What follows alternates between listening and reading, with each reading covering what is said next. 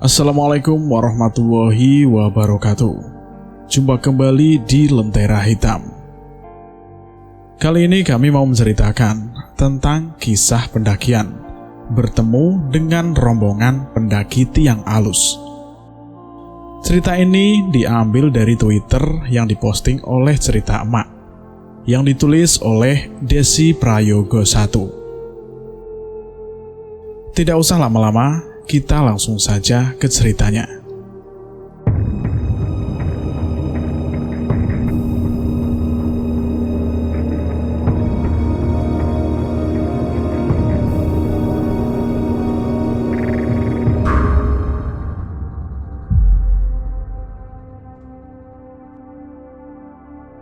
Bertemu dengan rombongan pendaki tiang alus. Pendakian kali ini terkesan horornya kuat banget. Gimana nggak horor? Karena sepanjang perjalanan selalu ditemani oleh sesosok pendaki misterius dan bertemu beberapa kejadian aneh lainnya.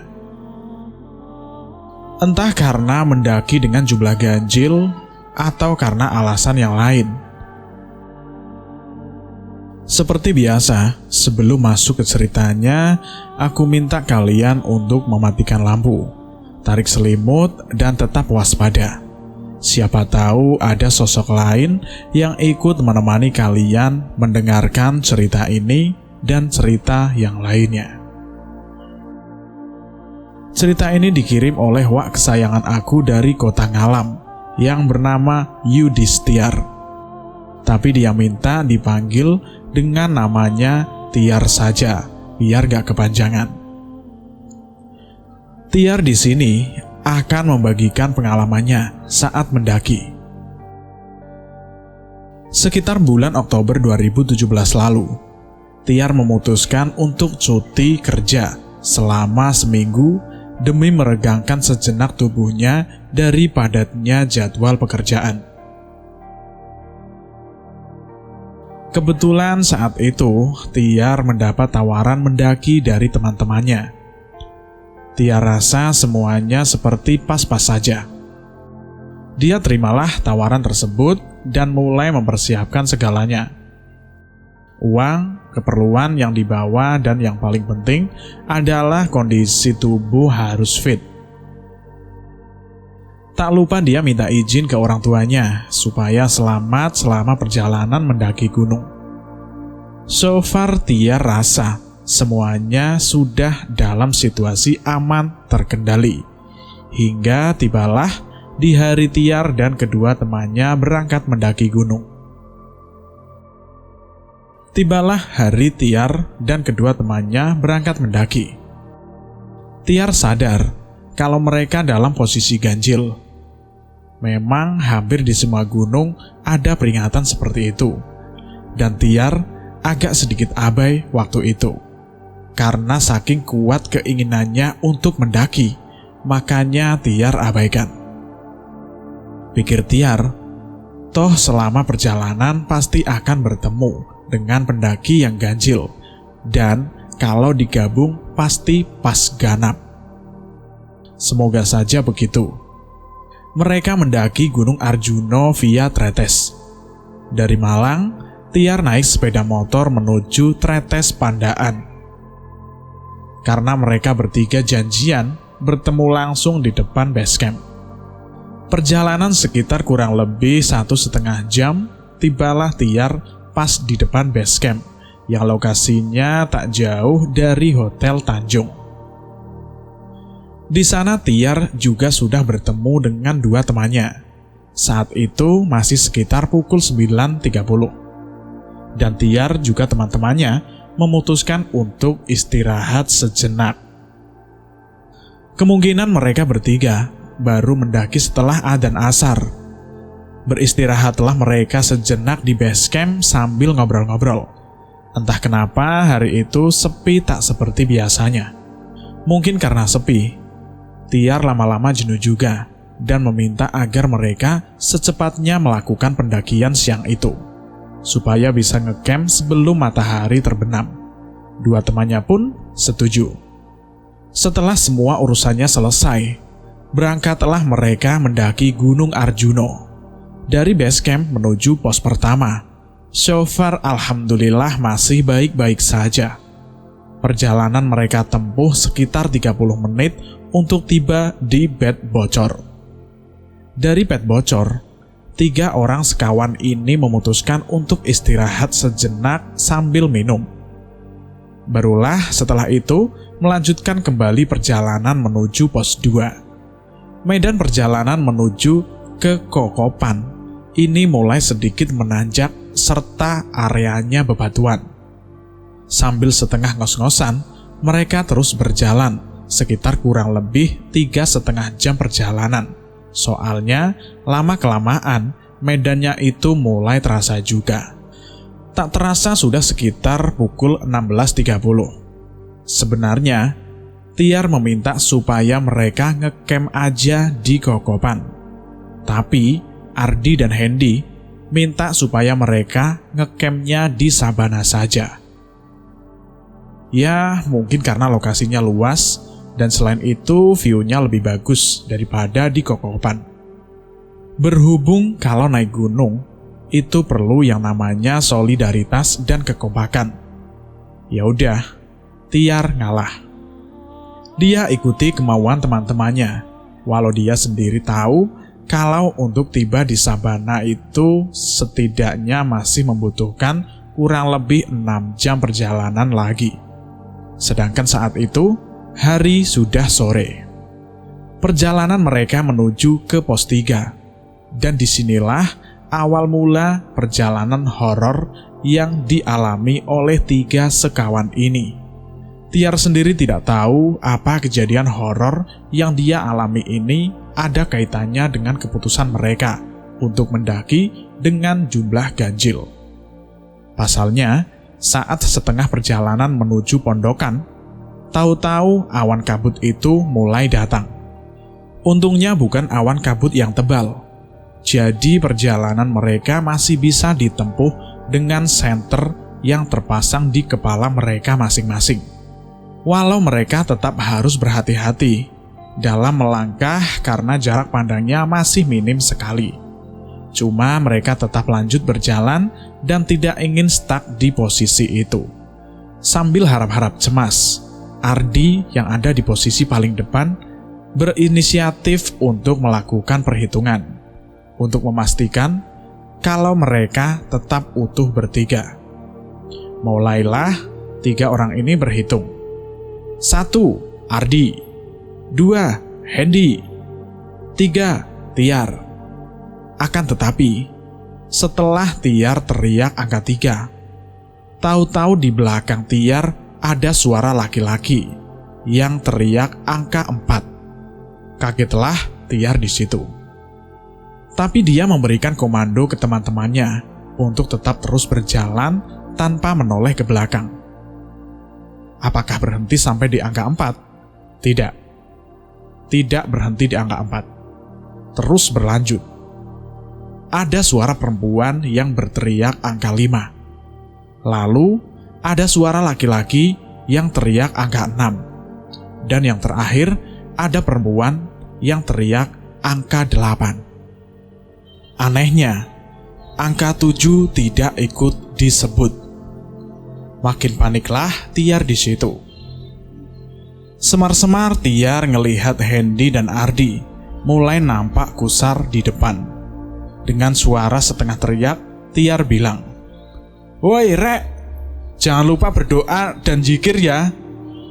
Entah direspon atau enggak sama kawan-kawannya. Yang penting Tiar sudah mengingatkan.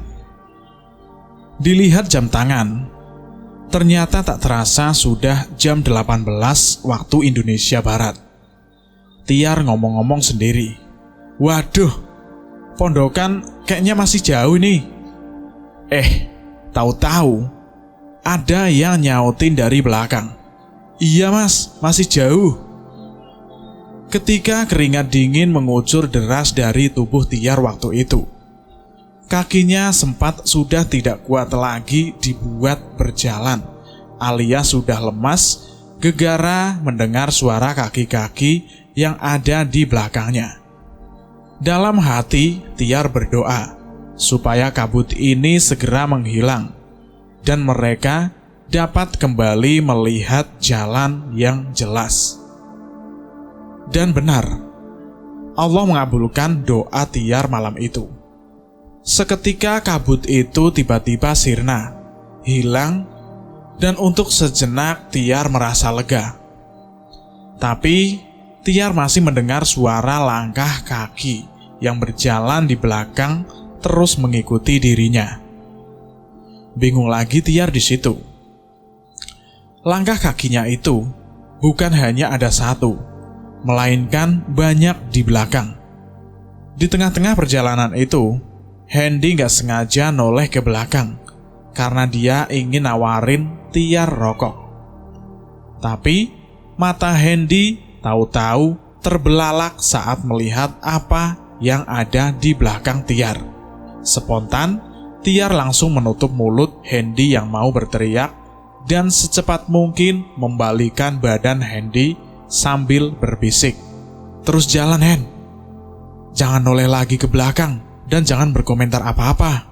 Semoga kita semua cepat tiba di pondokan. Insya Allah semua aman." Hendy hanya merespon dengan anggukan kepala. Tiar dapat merasakan dengan jelas getaran tubuh Hendy karena saking takutnya. Hingga tak terasa, tibalah mereka di pos 3 sekitar jam 22 waktu Indonesia Barat. Baru mau berhenti melangkah, ada suara yang berbisik di telinga kanan Tiar. Refleks, Tiar langsung menoleh ke belakang.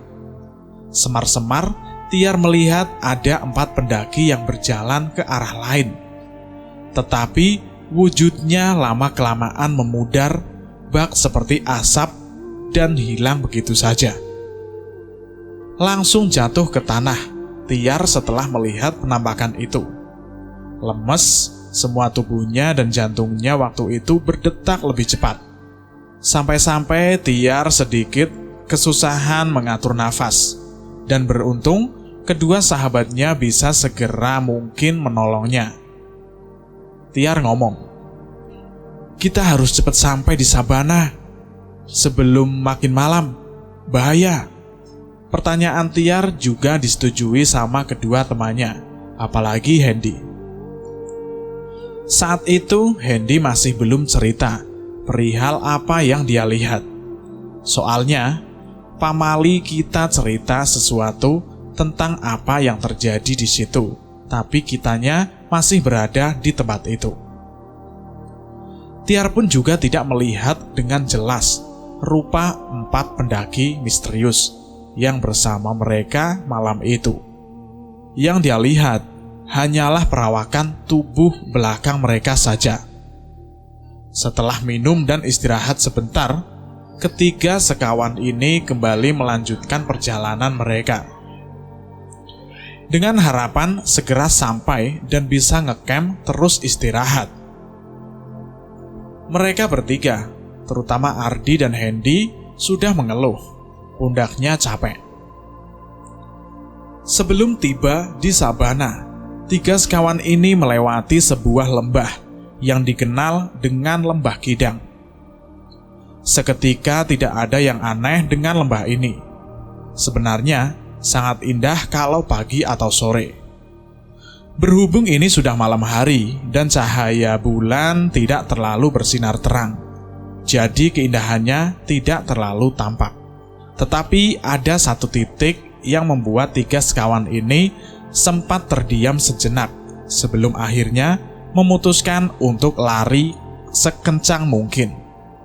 Masalahnya, mereka melihat sebuah pocong dengan wujud yang sangat hancur. Awalnya sih nggak kelihatan jelas kalau itu pocong. Soalnya, mereka bertiga itu awalnya justru melihat ada 4 ekor kijang dengan wujud yang aneh.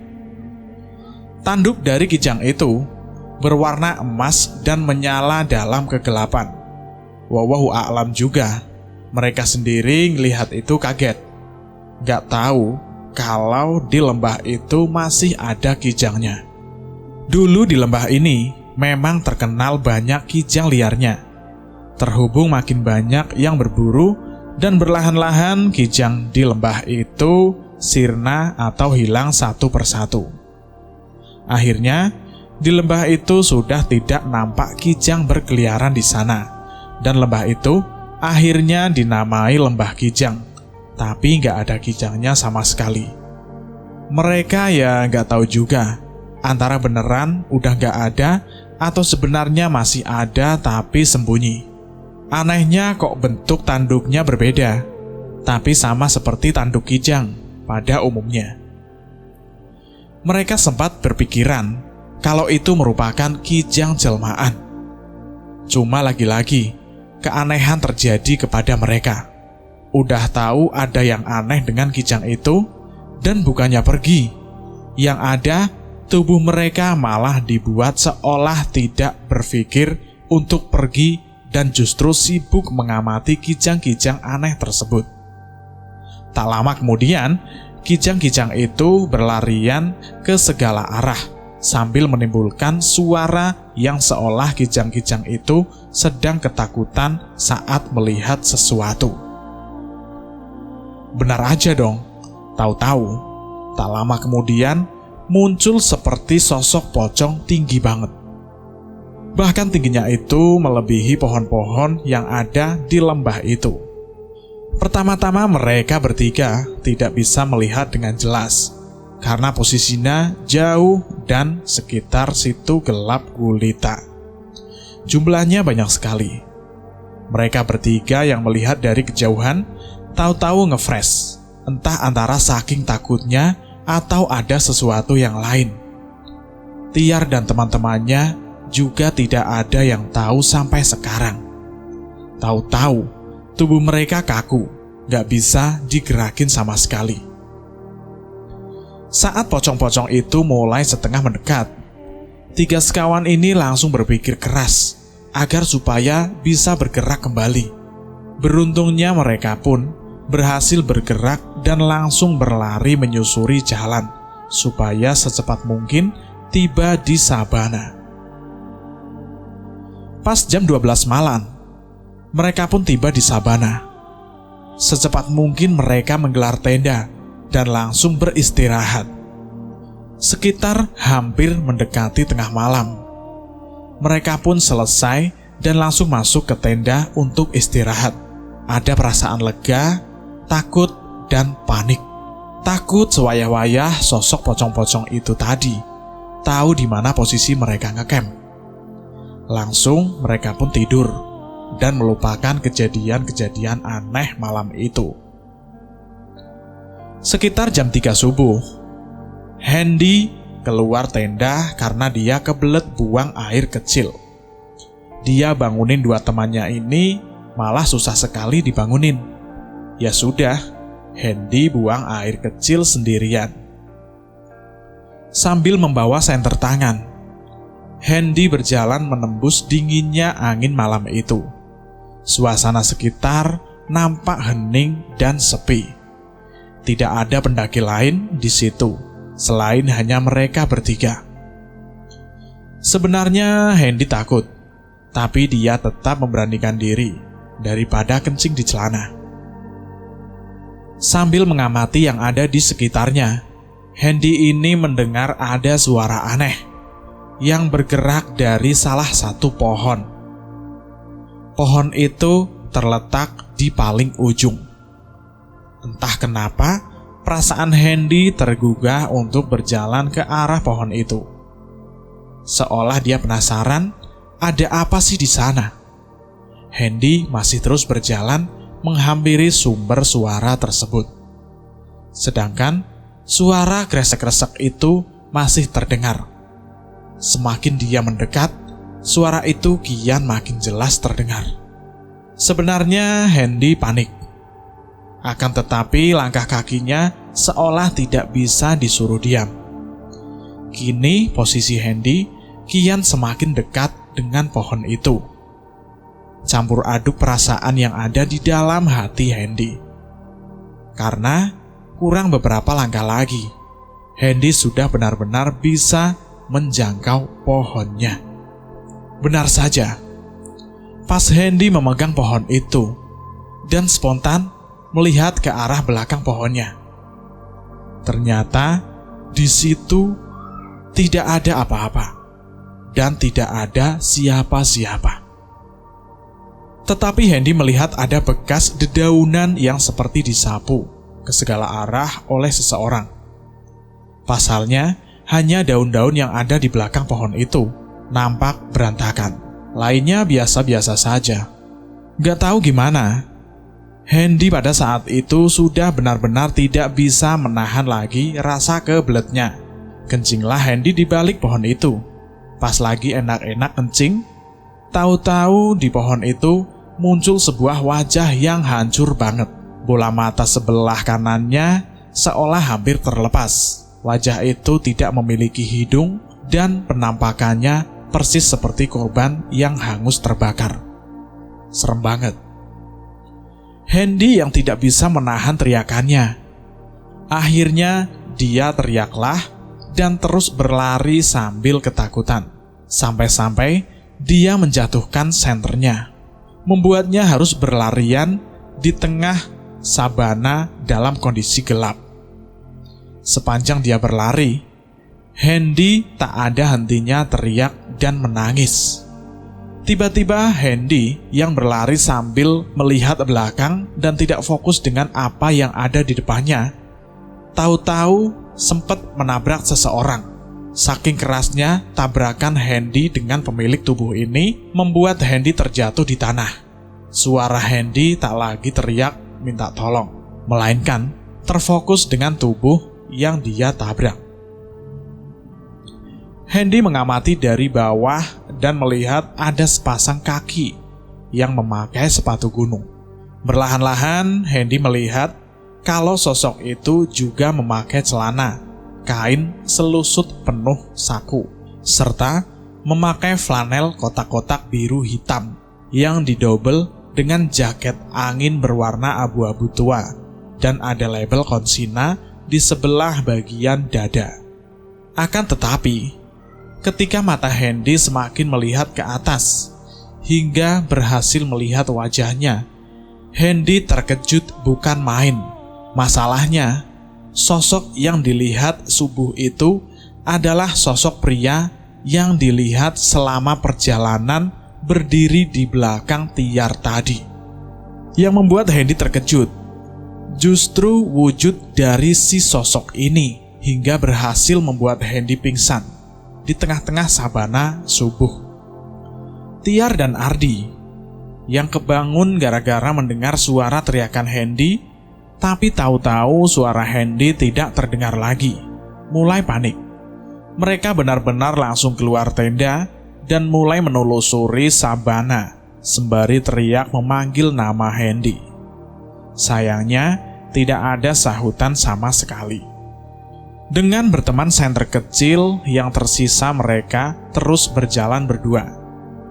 Tak terasa, kaki Ardi tiba-tiba tersandung sesuatu dan hampir membuatnya terjatuh.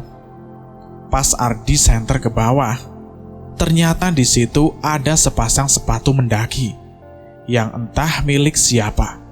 Anehnya, sepatu itu kotor dan hampir setengah rusak, serta ada beberapa bekas goresan yang robek.